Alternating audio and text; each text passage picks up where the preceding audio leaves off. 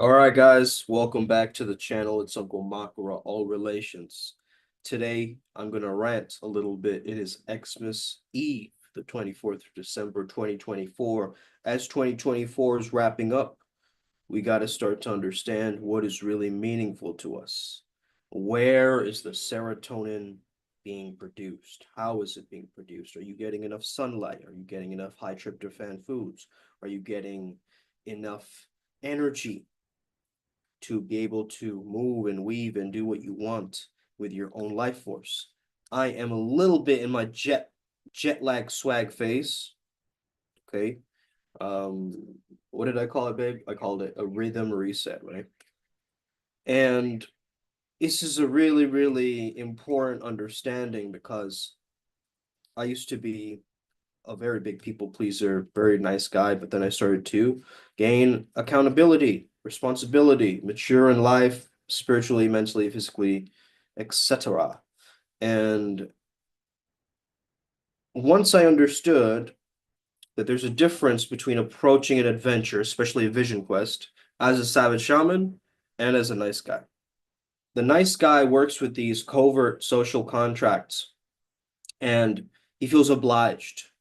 He feels even the good girl, right? The nice girl or whatever, versus the priestess beast or the priest beast in this case for the man.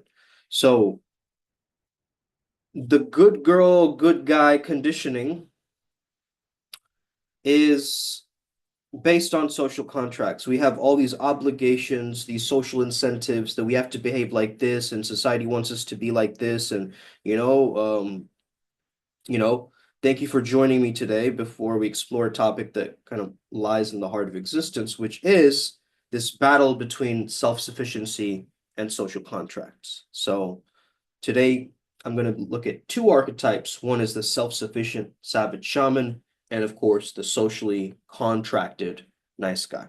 Okay. And these figures represent very contrasting philosophies in life, and I'm going to help you differentiate. Okay, between these two. Now, what is the difference between both? Well, I'll give you an example from my own trip to New Zealand, which I'm back here in India now, in Kolkata, India. Still a bit jet lagged, you can hear it in my voice. But I have that caffeine in me, so I'm gonna fiend, okay? I'm gonna tap in. Now, we went to this place that had a cold and hot water swamp, okay, in New Zealand. So, hey there, love.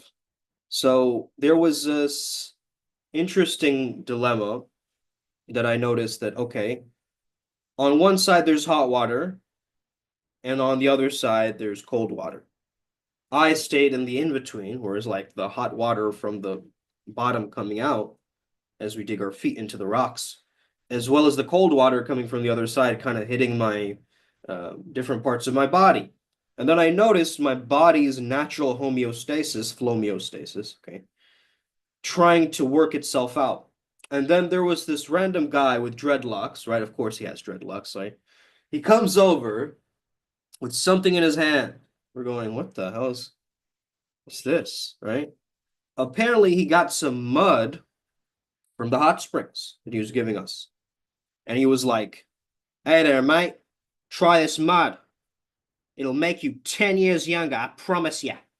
Okay? It'll make you 10 years younger. Put it all over your face and body, right? Now, the way he said it, man, we were sold. Okay? Because this seemed like a guy who's very self-sufficient. And he's going around giving it to everybody, not just us. Right? And I muscle tested, of course, I muscle test everything. And then I understood, like, okay, wait a second, this guy's a savage shaman. Right? I recognize it because I recognize truth. So if you recognize truth, you're going to go where truth goes, right? In a sense. So I want to speak a little bit about protecting yourself, especially in the spiritual plane, okay?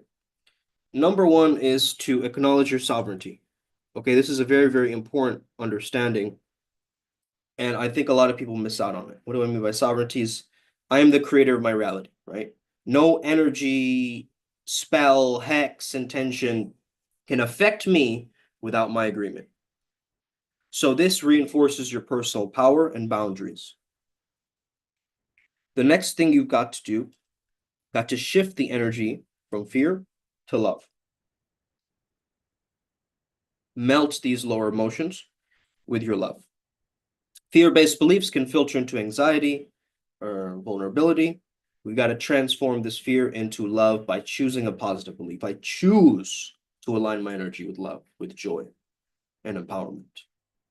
Next is, of course, a lot of empaths know this, to visualize a shield of light. Okay. I got a shield crystal when I went to New Zealand, whereas Ryan G got a weapon, a sword type of sphere energy. I got a crystal energy. Ryan G's right now, he's on a flight. So he'll probably be watching this later from China. Okay. All the way back to the Netherlands. Shout out to Ryan G, shout out to Primal Sutra, shout out to Brad, shout out to all this experience, Pete Kirkwood, shout out to all of that experience that I had back in New Zealand. Very powerful, transformational, of course. Also, much respect to Pete's cat, Luna, Astra, Darling, who is, we call the cat Darling or Luna, or basically the cat was lost, right? It snuck out of Pete's van and, it was gone. But there was some kind of a very powerful, I used muscle testing to try to figure this out, right? Like, what is actually going on with this energy? The first time when the cat came back, and this was like past midnight, really dark, rainy, no hope, Pete did some Reiki and he visualized himself with a radiant sphere of light or golden light, I'm assuming.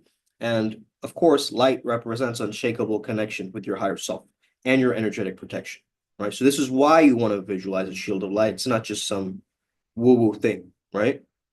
You actually want to do this when you go out in public, when you're interacting with many people, right?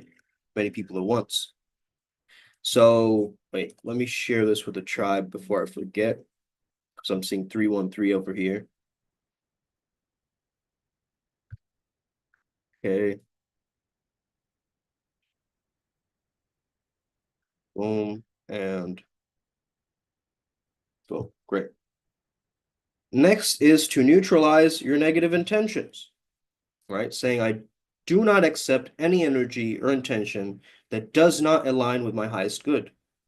Any negative energy toward me, let it be dissolved and return to the universe, return to source for transformation, transmutation.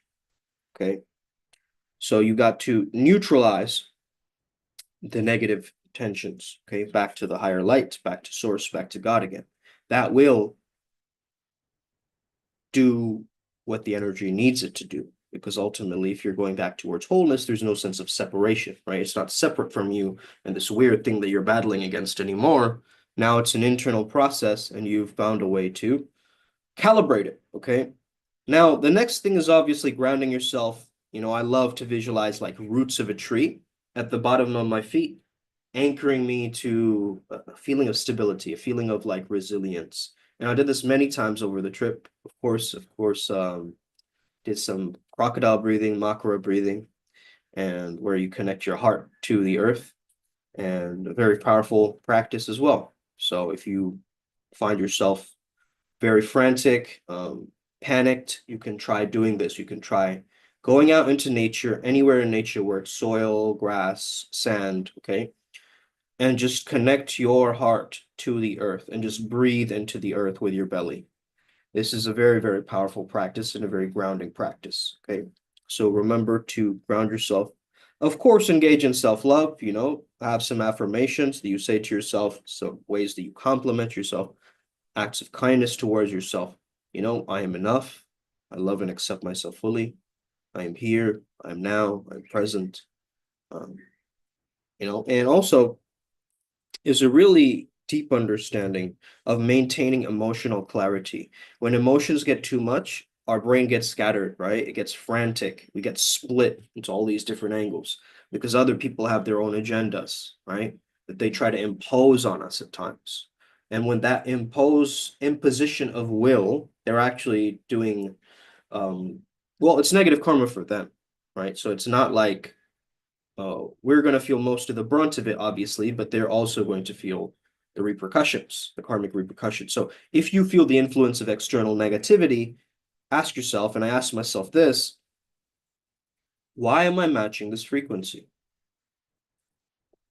Okay, a very, very important question, because then you consciously choose to let it go by affirming this doesn't belong to me, right?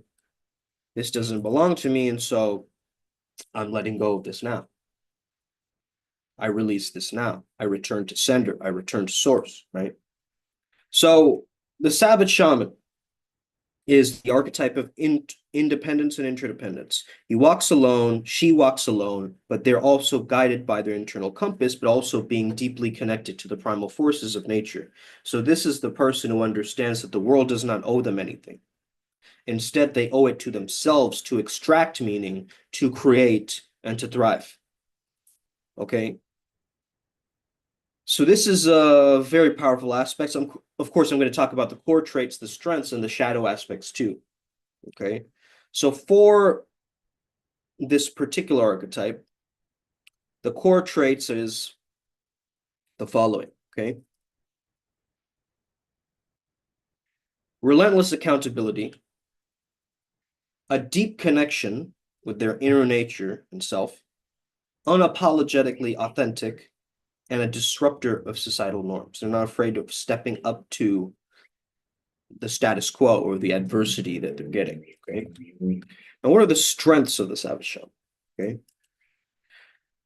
Strengths and energy. Okay, right here.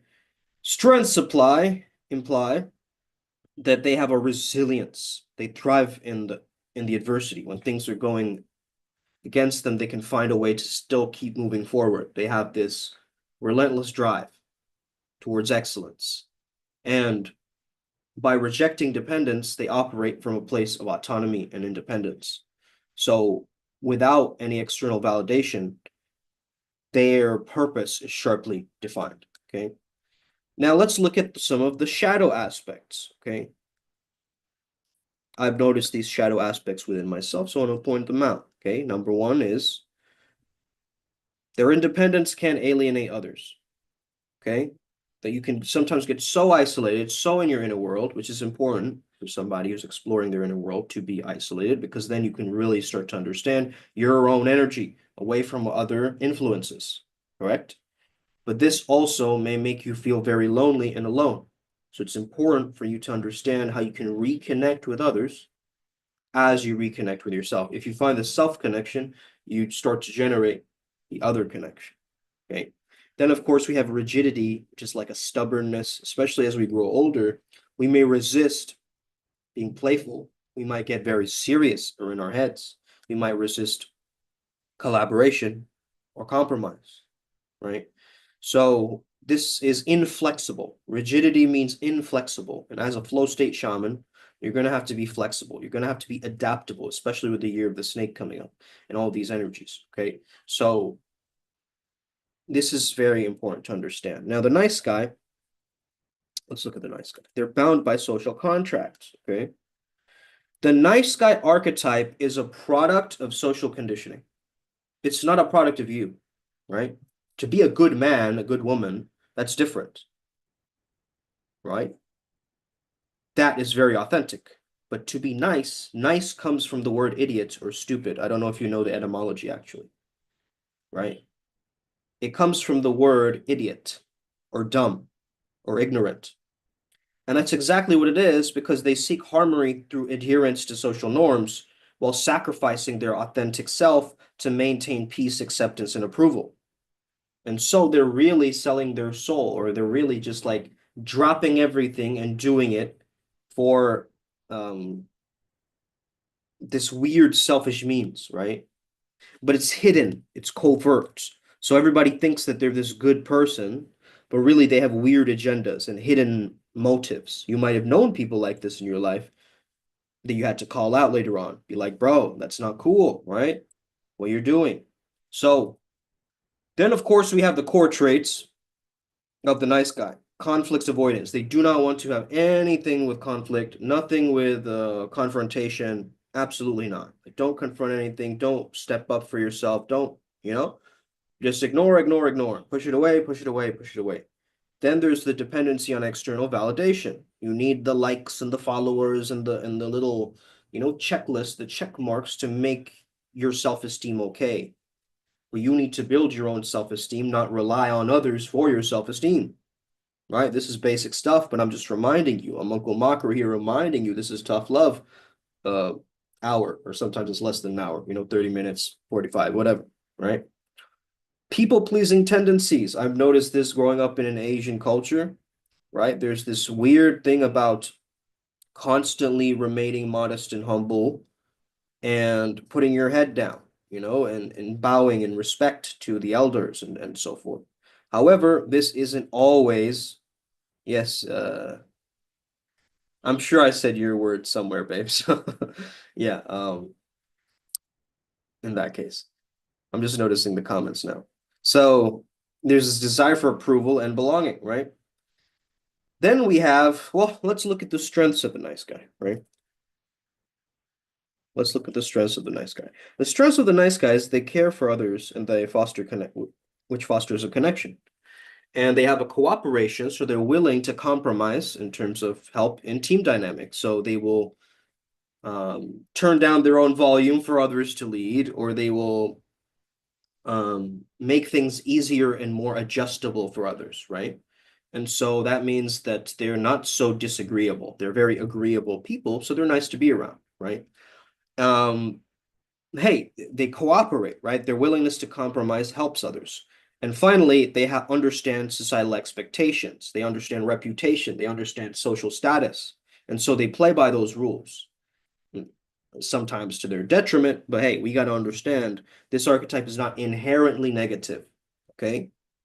But when it's unbalanced, it traps individuals in these cycles of approval seeking. Well, that's where the real issues start to happen. Now, let's look at some of the shadow aspects of the nice guy. Okay. Shadow aspects is resentment. Suppressing their true desires breeds this weird frustration within, right? Constantly like overthinking, overanalyzing, holding this bitterness or this grudge against somebody is just to stay in their mind. Okay. Which means that their true wants, their true desires, what they really want to be in this life, gets pushed down, gets avoided, gets snipped out, edited out of the personality, sent to the shadows, okay, sent to the basement of the mind. And that, of course, resentment breeds a death of good relationships, breeds death, right? That's a paradox. I mean to say that if you're resenting somebody, you're actually stopping that relationship. You're not building on it because you're not forgiving them, or you're not well, forgiveness is a gift to yourself, right? So you're not freeing yourself from the shackles of um their conditioning. Okay. Next, we have to understand the lack of boundaries, man. Nice guys, people pleasers, they overextend themselves, they overgive, they don't know where their limit is. So they constantly want to do the best for others and give for others. But that oftentimes people take that kindness to mean weakness, even though it's not. I think being kind is one of the strongest things, most badass things that you can do, especially in this generation, you know? And it's really important that we maintain this understanding of boundaries, but loving boundaries, not boundaries from a sense of an ultimatum, because that's still from hate, from pain, right? Boundaries from a sense of love, from your values, yeah, that's a different level of a boundary. That's stepping up for what you want. That's alignment, right? Instead of misalignment. We're always complimenting each other. That's right, man. We are. And in trying to be everything for everyone, right, they forget who they really are. So they lose out on their authenticity. And if you are being inauthentic, your energy is going to be drained. Why? Because you have all this persona fatigue, judgment fatigue, decision-making fatigue. All this kind of tiredness is going to settle in when you are not being who you truly are, right? In your most natural self. If you're like pretending, trying to be somebody, trying to posture yourself in certain ways, trying to look cool. Oh, do I look cool in this angle or do I look cool in this other angle? Okay. It doesn't matter, right? You look cool irregardless of angles or filters or whatever, right? But in this generation, I say, we're fucking cooked, right? In terms of this, and we got to understand a way to really find a way out of this. So the clash of archetypes, what happens when they collide, right? So the two archetypes represent this difference, this dichotomy that many of us wrestle with. The savage shaman scoffs at social norms, right? Crafting his own path or her own path. And the nice guy or nice gal adheres to the collective agreements that we call social contracts, right? Often sacrificing their own personal fulfillment for the fulfillment of the collective or for the family or for the tribe or for something else, right? Whereas this sacrificial compromise mindset can leave you feeling very drained, right? And so the savage shaman challenges the nice guy's dependence on external validation, encouraging him to stand in his power. The nice guy in return reminds the savage shaman of the importance of connection and community, right? So this clash is not a matter of right and wrong here, right, guys? I'm not saying don't be a nice guy, don't be, be a savage. I'm saying it's an opportunity for you to understand both of these archetypes so you live more harmoniously, right? So you live more balanced instead of split. So the ultimate goal is not to choose one archetype over the other, but to transcend both dichotomies, right? So here's how I see it. Authenticity with connection, right? Honor your truth, but find ways to express that truth harmoniously. All right. Yo, SLW, what's up, man? Back in India, bro. You already know what it is. Man, I shot such a nice video for you to edit, bro, but it didn't, there's no sound. So I don't know. Maybe you can use that like as a little backing track or something, put music over it. We'll figure something out. Anyway. Um, but yeah, boundaries with empathy. Okay. Boundaries with empathy. This is really, really key. Really, really important. Because the savage shaman protects your energy through boundaries, and the nice guy's empathy allows them to connect meaningfully, right? So we've got to understand the last one too,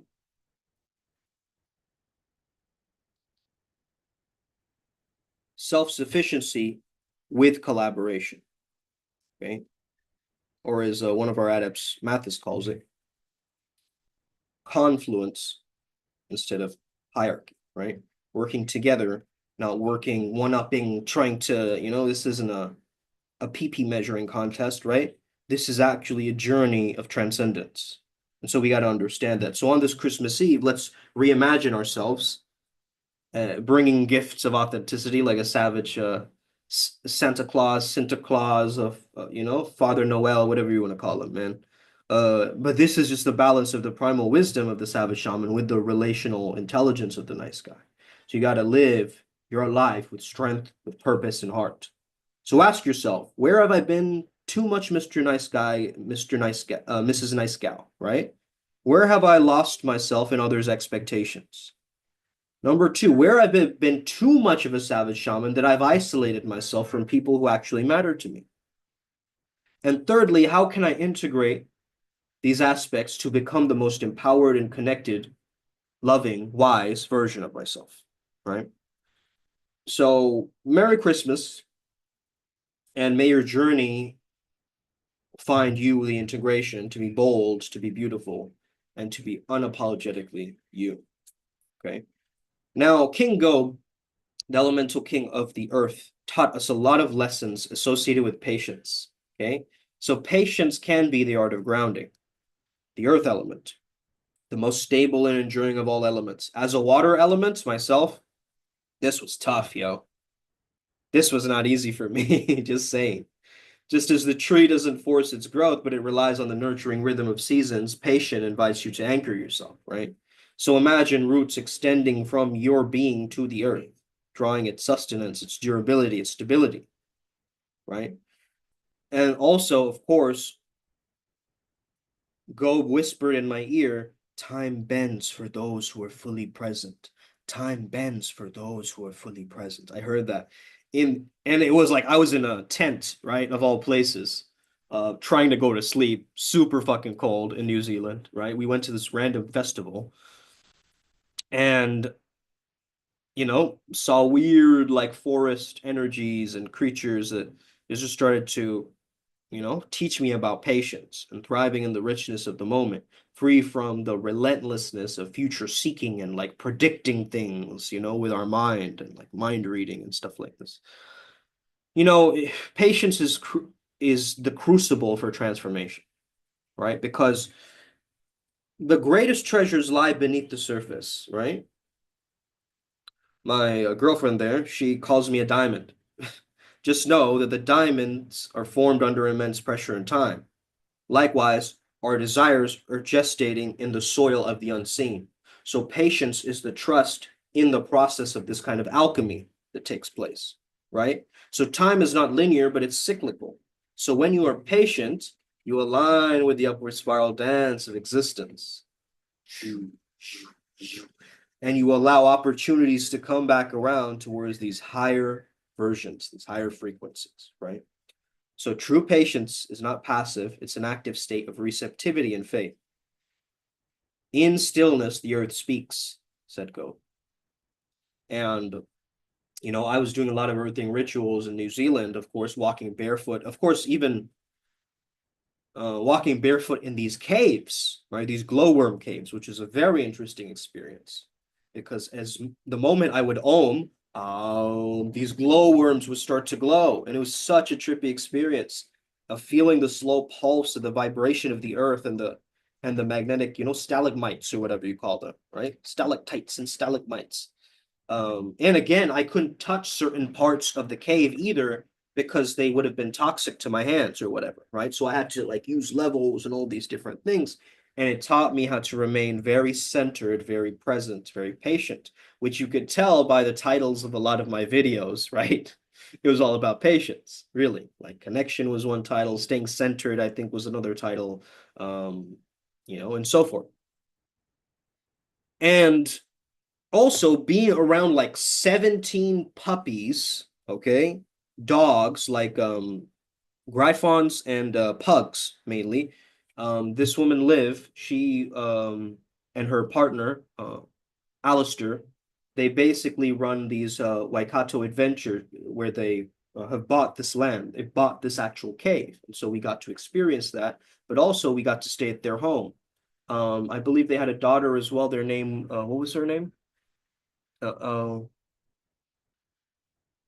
I believe their daughter's name was Elena or something.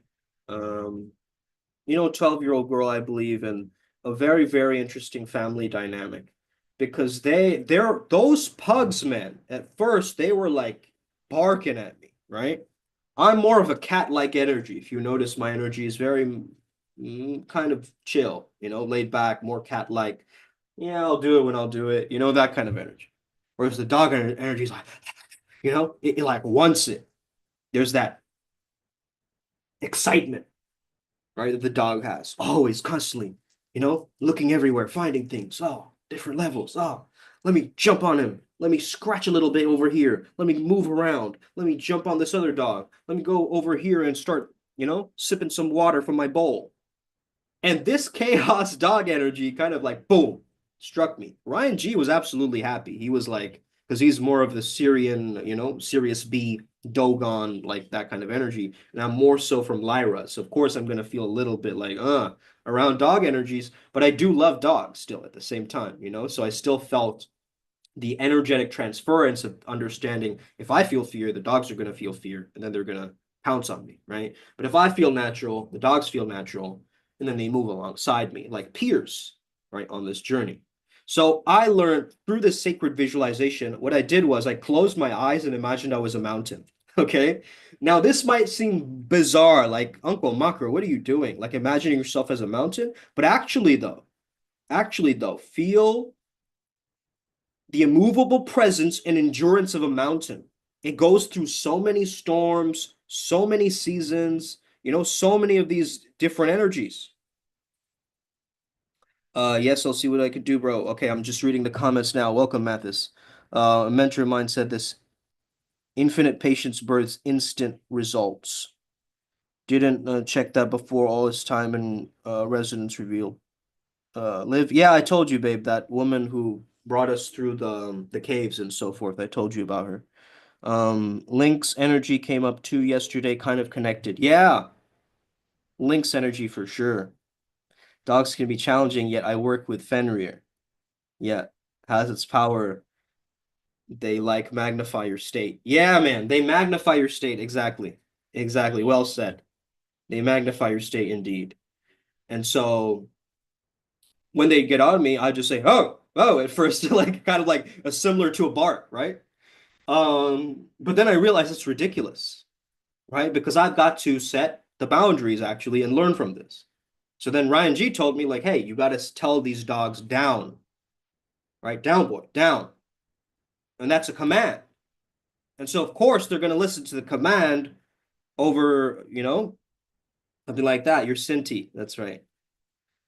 So Sinti would probably listen to down, Sinti, down, rather than, oh, oh, oh, like that fear mode, right? Or whatever. So yeah, it's really, really key and really important. I mean, just imagine yourself as a mountain, like a rock, an immovable rock. It's tough to do, but hey, Ryan G got caught by cops 2 times. Okay. Now, this guy is not a speed racer. I'm telling you guys, this was a freaking booby trap. I have no idea how this happened. Okay. But this guy got stopped twice, yo. What in the world? Okay. What in the world? And the cop, he gave a cop a fist bump too at the end, which I was like, man, that's badass, right? It's such a Ryan G thing to do. But anyway, what I was saying is from the Gope's perspective, impatience arises when we disconnect from the earth's wisdom. Okay? When we fall prey to the illusion of control, we tap into this impatience because impatience is a fear-driven grasping, right? And this is where patience is a deep surrender. So to heal the shadow, you got to repeat, I trust the earth to bring forth what I need in its divine timing. Okay? Because Gobes reminds us that delays are the earth's way of perfecting your path, like clay being shaped by the potter, right? Every pause that you take is refinement. Okay? So patience, again, it's not passivity, it's the ability to hold space for what you desire. And as I understood this sowing and waiting, right? I understood I've got to plant seeds with intention. We knew all of this, obviously, but here now it's like everything's starting to click, right? Don't be arrogant, play innocent. They attracted by rebel energy, I know for sure. They also want Christmas money. Oh man, I'm going to talk about Christmas in a second, Mathis. Yeah. Yeah. Um, for sure. For sure.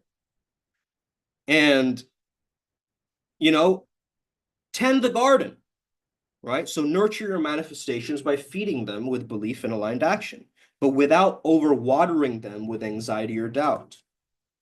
So say to yourself, I'm grounded in the wisdom of the earth. I trust the cycles of growth, the rhythms of time, and the alchemy of stillness. Patience is my power, and in it, all things come to fruition, right? Nature does not hurry, yet everything gets accomplished, right? Lao Tzu. So the real patience is likened to a sacred stone or a mountain because it's enduring, it's solid, and unyielding to the chaos around it. So if you carry this earth's earthly energy with a stone like obsidian, jasper, hematite, we met with Brad, who is an expert in these crystals and geodes and things like this. But imagine them to serve as a talisman to remind you of this timeless truth. Patience is not about you waiting. It's about trusting in the sacred dance of becoming. Okay.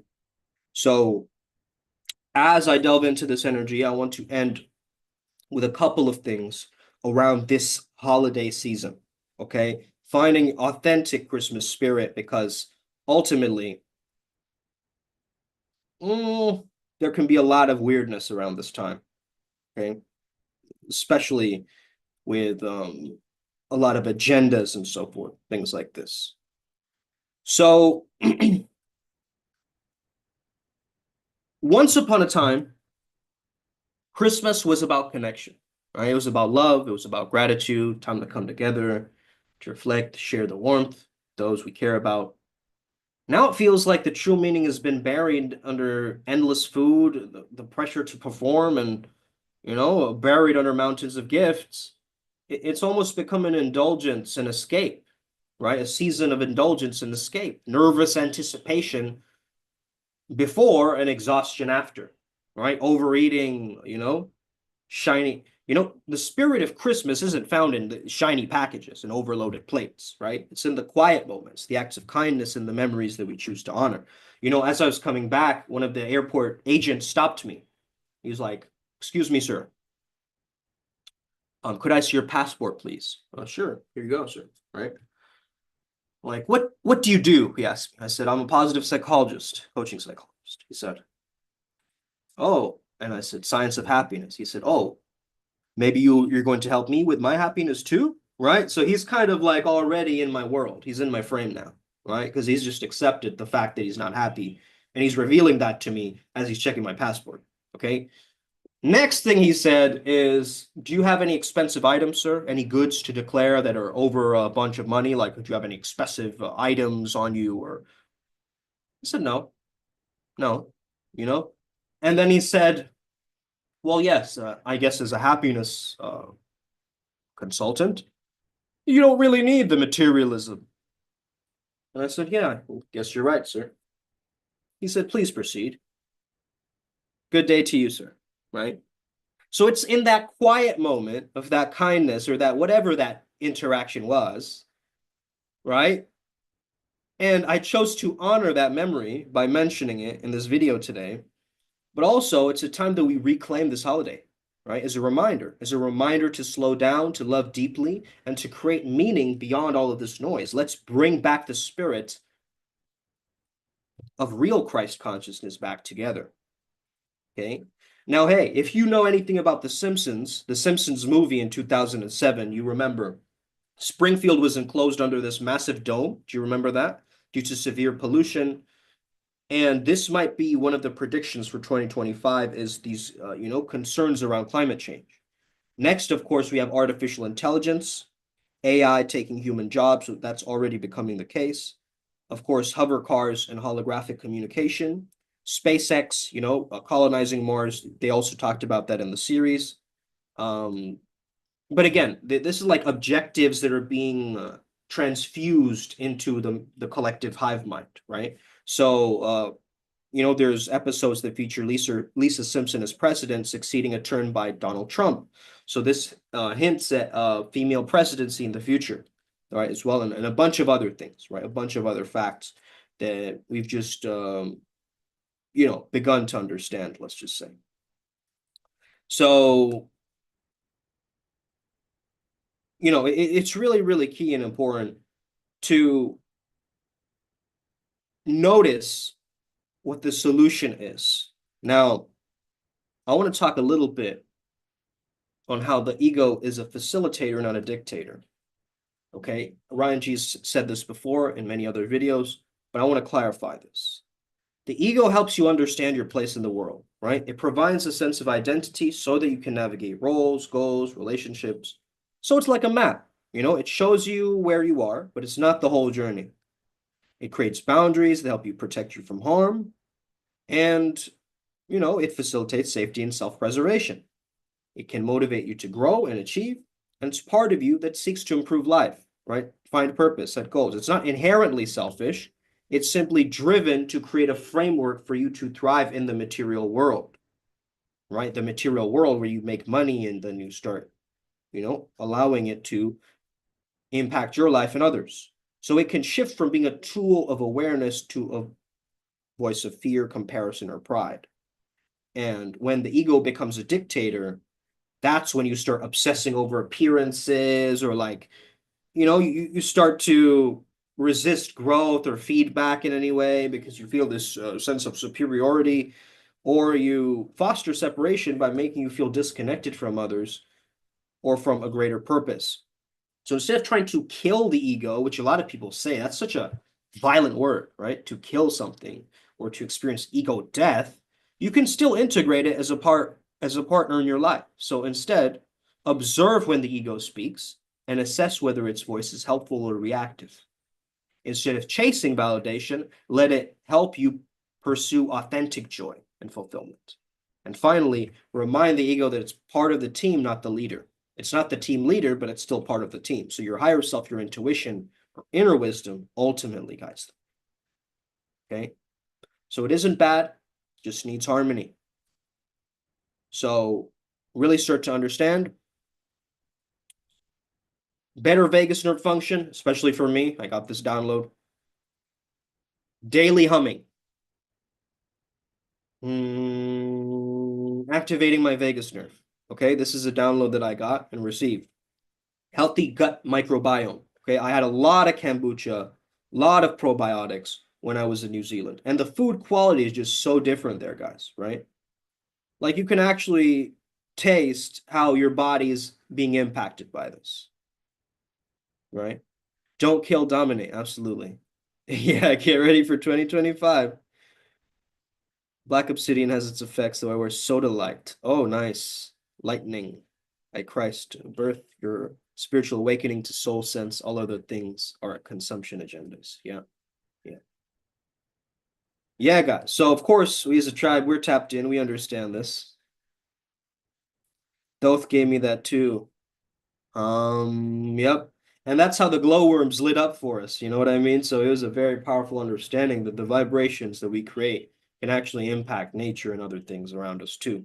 Right? It changes the frequency of an atmosphere. Let's say you're humming or oming in an environment. Of course, it's going to activate. And hum is the throat chakra mantra too. HAM, right? Which is funny. The heart one is like yam, which is like yummy, right? Yum. And Ram, of course, is Ram, Jai Shri Ram, solar plexus. Um, Vam, which is my favorite one for the sacral, is great for creativity. Vam, right? So these beach mantras, I mean, I got to do this daily, right? Just tap into it, understand the energies of it. And finally, take control of this path working. He wants to be called Tehuti, Thoth isn't preferred. That's interesting. Well, what I noticed was Thoth is the original wisdom being. So it's not necessarily that you have to know the emerald tablets like the way that it's written, but if you ever connect with Thoth's energy, he's going to tell it to you like it is. Like you have a knowingness that is already inside you, right? You have a wisdom that is already inside you. And this is coming from speaking to Brad too. By the way, adepts, any adepts listening right now, you guys are all adepts according to me. And we got to spend time speaking with this guy that we met, man. And he's gonna drop some major wisdom tsunamis for I think all adepts. If we get in touch with him again, at least let's see if we can connect with him online or help because he really helped me formulate a lot of clarity, at least on my path. Because it's very easy that I could have gone a very ritualistic route of like doing all of these things to try to run or avoid something rather than actually connect to the path, which is what is required. And the willingness to do so, willingness to carve away what does not belong and make you better and connect with the alignment, the truth, the wisdom that is already within you. So that's the energy that I got. And also, weirdly enough, we went to this hotel trying to stay there. Some very interestingly racist woman was there. And of course, it's her karma, for not letting us stay past. And of course, it was past midnight too. I'm not denying that. But you could just tell that her energy was off. You know what I mean? And there's all these Indian workers that were working for her.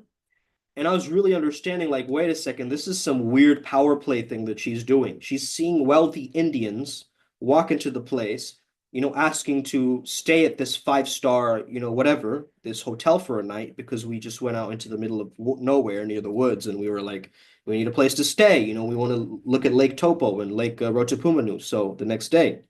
So, and that's where the ley lines are, by the way, right? And so we were there, and then this lady just looked at Ryan G. Is like, no, sorry, that's not going to be appropriate. That's not very allowed, and kind of like a Nanny McPhee type of energy. I don't know if you guys know that the movie or whatever, but like a very like old British woman, like with dogma. Like that's what it felt like. And when we heard this, we were like, all right, well, you have a incredible day, ma'am. You know, we kept our character alive. It doesn't matter how she behaves, you know, because she has her own prejudice, you know, biases, whatever, right? And so we left there feeling actually more empowered than before because we took a stand for ourselves and we stayed respectful even though, you know, it felt disconnected in a certain way. Yes, can you be humble before the creator? Yeah. Arrogance and pride cuts you from flow. Flow doesn't brag. It is. Yeah. It simply exists. It doesn't need to brag because there's nothing to prove. It's everything to gain, right? Wonderful. I think Mathis is just expressing himself, babe. All fine on my side. Yep. All right. Okay, cool. Guys, thank you for tapping in. Have an incredible rest of your day. I hope this gave you another way of looking at this, approaching this differently. Listen, pleasing others can be a good thing, but find that self-sufficiency first so that you can maintain yourself without weird negative influences around you, right? Really get a proper understanding of who you are by yourself and then who you are with others and how you interact with them, okay? This is Uncle Makara tuning out. Have an incredible rest of your day. Much love. Sending you lots of good energy. Have an incredible day. Peace. May the flow be with you. Os. Upward spiral. Let's go. Let's go.